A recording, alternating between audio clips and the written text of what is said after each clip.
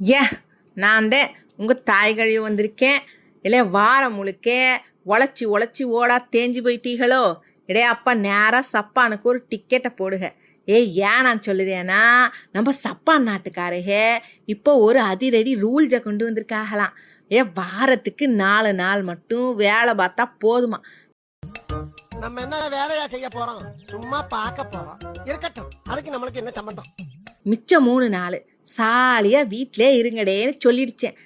என்னடே முட்டு நல்லவங்களாயிட்டீங்களான்னு கேட்குறீங்களா? அங்கத்தான் ஒரு பெரிய கதையே ஒளிஞ்சு கிடக்கு.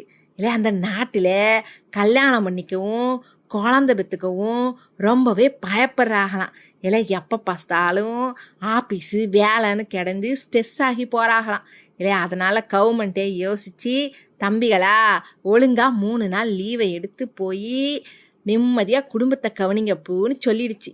இல்லை குழந்தைய பார்த்துக்க சலுகைலாம் தாராகலாம். இல்லை நம்ம சப்பானில் குடும்பந்தேன் முக்கியம்னு விடுமுறை அள்ளி தாராக.